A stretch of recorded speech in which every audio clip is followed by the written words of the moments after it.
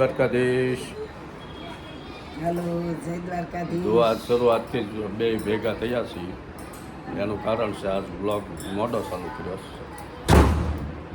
વંદે માતરમ, ભારત માતા કી જય. અને જય દ્વારકાધીશ માંગો 20 ને આપે 30, એ તો રહી ગયું. એટલે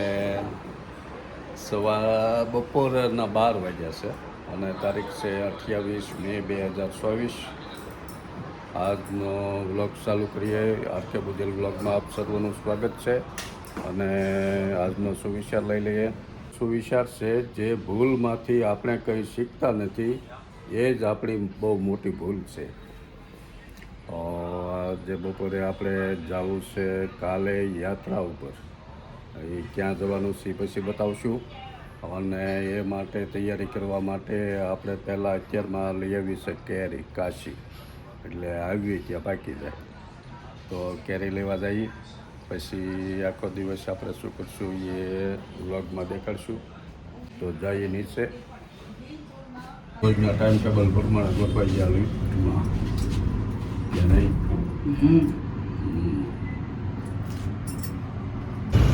આપણે આવી ગયા કેરી લેવા.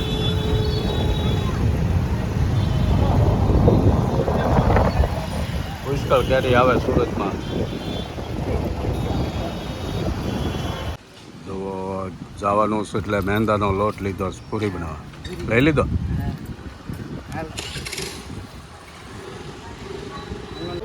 આપણે આવી ગયા વાળ કપાવા. બાજુમાં જ છે. હા,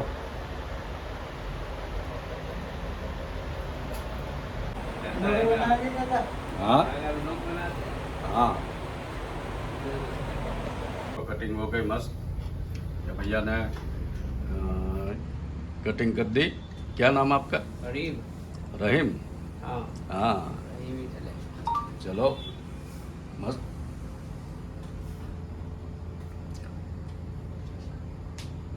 આપણે વાળ કપાવીને ઘરે આવ્યા. કેરી લેતા આવ્યા. રાજાપુરી ભાવે બધું એટલે રાજાપુરી જ લાવી ગયા. કેસર લાવ્યા હતા પણ એમાં રાજાપુરી અહીંયા સુરતની બહુ મજા આવે. ઘરે આવ્યા ત્યાં જમવાનું બની ગયું. અડદની દાળ, પ્લેટ, છાશ. મસ્ત મજા આવે દેશી.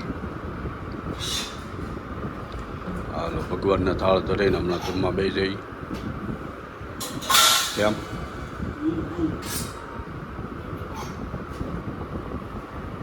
ભગવાનને થાળ ધરી દીધો.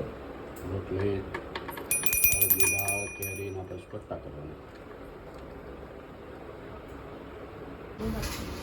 તો આજે અમારા મહેમાન આવ્યા. ભત્રીજી બે છે, અલ્પાબેન, સેતુબેન અને અમારા હિતુભાઈના ઘરના ભાવના અને માધુ. તો એને કાંઈક એ પૌવા બનાવ્યા છે મહારાષ્ટ્રીયન સ્ટાઇલ.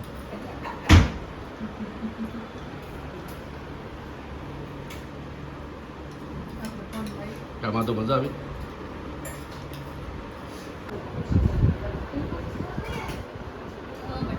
પૌવા ખાધા. હવે કેન્ડી અલ્પાબેન છે તો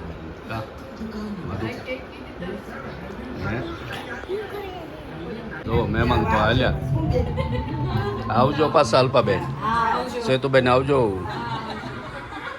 ભાવના આવજો. માધો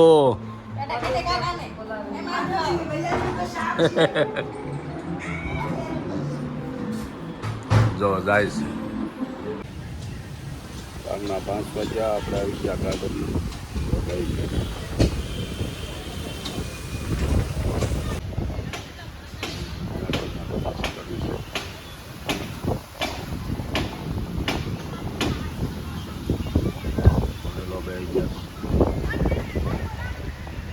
વાળું પાણી કરી લીધા અને ફ્રી થઈને બેસી ગયા. કાલે જવાનું છે યાત્રા ઉપર એટલે એની તૈયારી હાલે છે.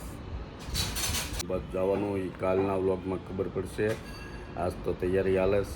ઘરે મહેમાન આજ ઘણું બધા આવ્યા. વેકેશન હાલે છે છોકરાઓને એટલે બધા છોકરાઓને બધા ફ્રી હોય એટલે મહેમાનો આવ્યા કરે. અમારે રીધુ ને પૂર્વી તો ઓસ્ટ્રિયા જ છે અને ગોપી એક હતી તો એ અમેરિકા ગઈ તો અમે 2 જણા વધ્યા છે હવે. તો કાલે જઈએ યાત્રા ઉપર. આમાં શું લઈ જવું ત્યાં કંઈક નાસ્તા પાણી કરવા જોવે એ માટે તૈયારી હાલ જ જોઉં. મેંદાના લોટની પૂરી ફરસી પૂરી.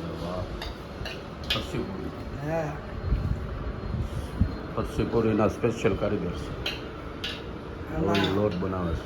મરી દળી નાખ્યા, હા અજમા, હા મીઠું અને તેલ પાણી નહીં. અને મેંદાનો લોટ. પાણી નાખવાનું.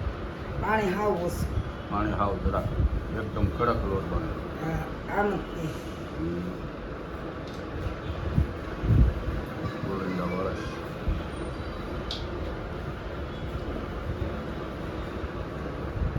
આમ જ ગોળી નાખી.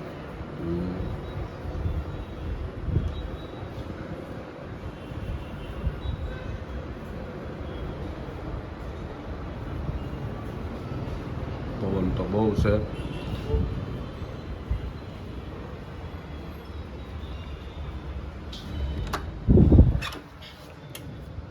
ગોપી હોતી એ રૂમ છે.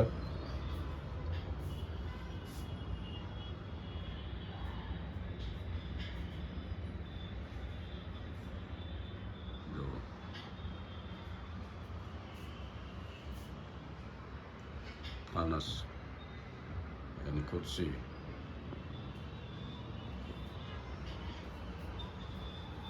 તો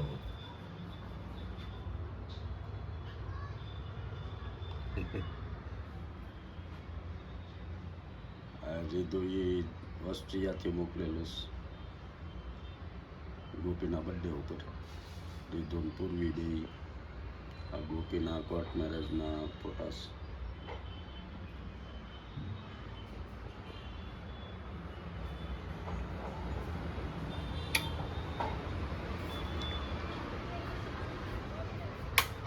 આ રીધુ ને પૂર્વી આવે ત્યારે એનો રહેવાનો રૂમ્સ.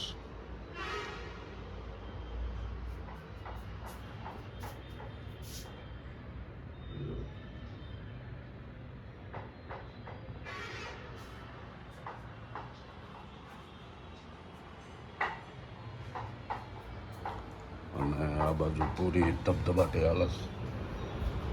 જો મને હમણાં પછી ફ્રાય કરવાનું. હા હજી આને ખાડા પાડવાના. ખાડા પાડવાના. હા જો પૂરી બધી વણાઈ ગઈ અને હવે શું કરે ખાડા. ખાડા પાડે ફટાફટી. તળવાના. જો તળવાનું ચાલુ થઈ ગયું. હા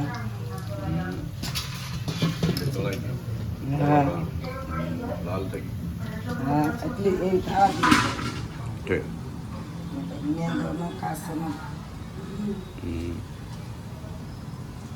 મેંદો નડે ને ખાવામાં. એ તો મરીને એવું અજમાન ન નાખી તો નડે. એ હોય એટલે ન નડે. વાયુ ન કરે. અજમાન મરી હોય ને હા એટલે વાયુ ન કરે. જો આ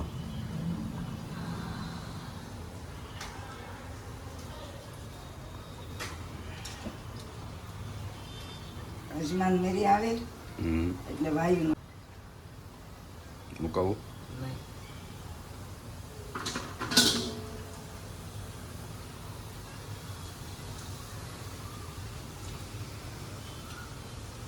માં 4 રાઉન્ડ ફરતા મારીને આવ્યો તો એટલી તળાણી બોલો.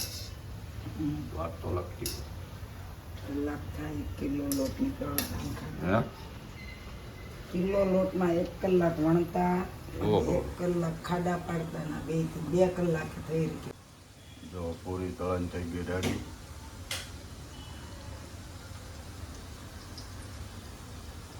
જો છેલ્લો ઘણો હાલે છે.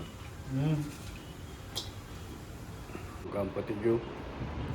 પૂરી કમ્પ્લીટ થઈ ગઈ અને વાગ્યા 10:30. તો હવે વ્લોગ પૂરો કરીએ. આ વ્લોગ ગમ્યો હોય તો લાઈક કરો, શેર કરો અને સબસ્ક્રાઈબ જરૂર કરો. જય દ્વારકાધીશ. જય દ્વારકાધીશ.